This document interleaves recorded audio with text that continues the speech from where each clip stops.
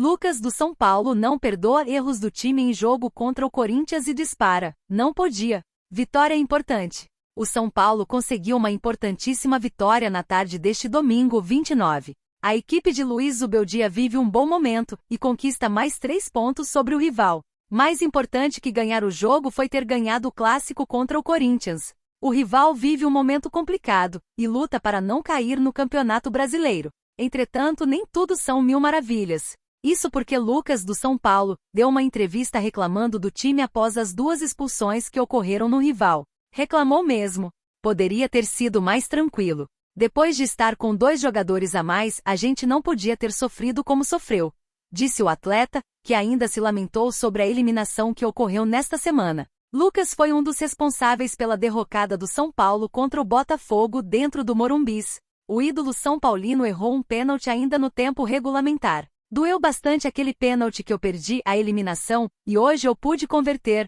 pude ajudar o time a sair vencedor, e a vida que segue.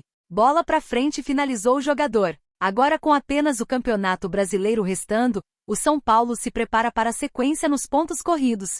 A equipe de Zubeldia precisa continuar vencendo para se classificar à Libertadores. A próxima partida do São Paulo será contra o Cuiabá, fora de casa. Lucas deverá protagonizar mais um jogo inspirado, e quer mais 3 pontos importantes na próxima rodada.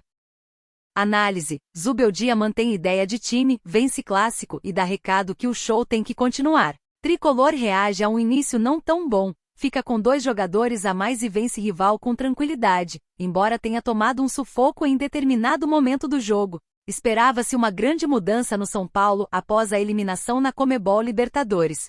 Fosse de esquema de ideia de jogo, com a substituição de jogadores mais velhos, a entrada de reforços. Nada disso se concretizou. Zubeldia virou a página, levou a campo um tricolor igual ao de sempre, derrotou o Corinthians no Mané Garrincha e deu o recado: o show tem de continuar. Em relação ao time que começou o duelo contra o Botafogo no torneio internacional, uma mudança: a saída de William Gomes, apagado na ocasião, para o retorno de Luciano à faixa central no 4-2-3-1. O time apresentou os padrões de costume e voltou a errar de forma perigosa no começo do jogo, como nas atuações recentes.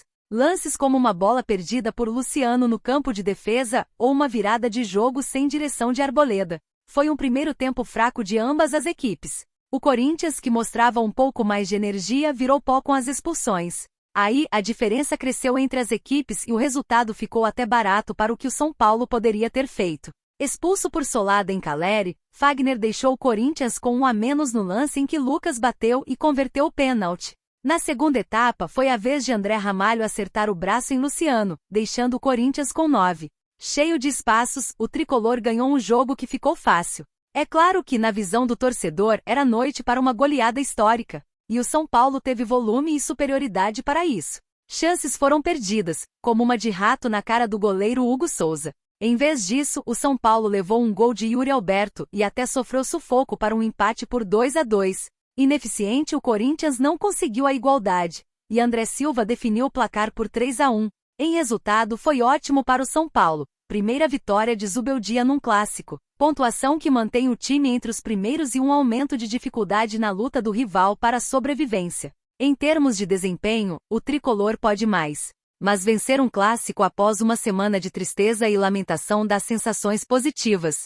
O time tem gás, sim, para se levantar. O show tem de continuar. E já tem data e horário marcados. Sábado às 19 horas, contra o Cuiabá, na Arena Pantanal. Luciano tenta bater pênalti do São Paulo, mas Caleri toma a bola e incentiva Lucas a cobrar. Vídeo. Camisa 10 se apresenta para a cobrança no clássico contra o Corinthians, mas argentino dá a bola ao camisa 7, que havia perdido na Libertadores.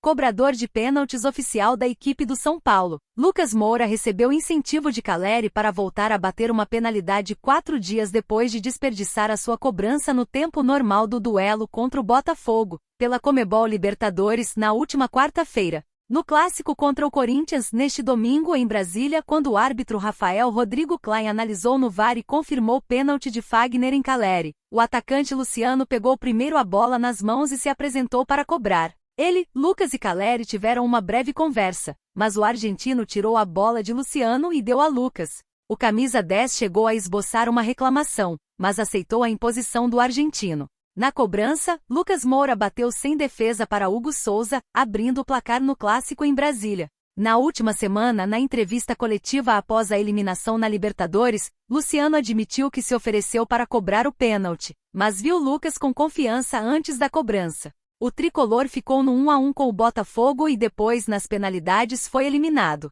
Lucas e Luciano cobraram e marcaram. Sem atropelar prazo, São Paulo prevê data para a volta de Ferreira. Atacante não ficou no banco contra o Botafogo e também não deve ser levado pela comissão a Brasília para clássico. Tendência é de que ele retorne ao time contra o Cuiabá. Sem acelerar processos, a comissão técnica do São Paulo prevê o retorno de Ferreira para a partida contra o Cuiabá, no dia 5 de outubro, na Arena Pantanal, pela 29ª rodada do Brasileirão. Recuperado de lesão no quadríceps da perna esquerda sofrida no clássico contra o Palmeiras em 18 de agosto, o atacante desde o início da semana já integra os treinos com o restante do elenco, mas ainda está atrás dos demais jogadores em relação à parte física. Por conta do tamanho do jogo, havia uma pequena possibilidade de Ferreira ser levado ao banco de reservas na última quarta-feira para atuar por 10 ou 15 minutos contra o Botafogo, pela Conmebol Libertadores, mas a comissão preferiu respeitar todos os protocolos e não acelerar o retorno do jogador aos gramados. Por isso, a tendência é de que Ferreira ainda não participe da rodada do fim de semana, contra o Corinthians em Brasília, no Mané Garrincha. Sem Ferreira, o tricolor disputou 9 partidas com 3 vitórias, 3 empates e 3 derrotas, com 37% de aproveitamento. Foram apenas 7 gols marcados no período com outros 8 sofridos. Zubeldia no Boca Juniors acaba de ter situação emergencial definida no São Paulo. O argentino seria um dos nomes preferidos para assumir o comando do Boca Juniors. Notícias do São Paulo. Nesta semana, portal argentino El Canciller, através do seu perfil no X, trouxe a informação nesta terça-feira 24, que o treinador do São Paulo, Luiz Zubeldia, poderia pintar no Boca Juniors. Tudo aconteceu antes mesmo da grande decisão contra o Botafogo. O argentino seria um dos nomes preferidos para assumir o comando do Boca Juniors. O Bolave Brasil apurou que não existe essa possibilidade. O atual treinador do time argentino, Diego Martínez, está em vias de ser demitido por Riquelme, presidente do clube argentino. Apesar disso, o treinador está respaldado no time e vai continuar para 2025. Eliminação pesa?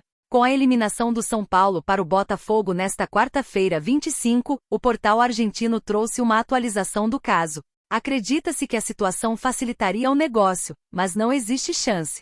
Zubeldia fica. Segundo a publicação do El Canciller, a eliminação do São Paulo da Copa Libertadores abre uma porta de saída para Zubeldia e pode acelerar sua chegada ao Boca. Ele é um dos técnicos preferidos de Riquelme, que descartou Gago. Não existe nenhuma chance de Zubeldia parar no Boca Juniors, conforme noticiado pela imprensa argentina. Técnico está nos planos e ajuda no planejamento para 2025. Ele é o técnico do São Paulo. A avaliação da diretoria é de que o trabalho tem alguns equívocos, mas está em um bom patamar. Não é pensado nenhuma troca no comando técnico para este fim de temporada e tampouco para 2025. O comandante está ajudando no planejamento para a próxima temporada, principalmente no rejuvenescimento do grupo de jogadores com a entrada de atletas nas categorias de base do clube.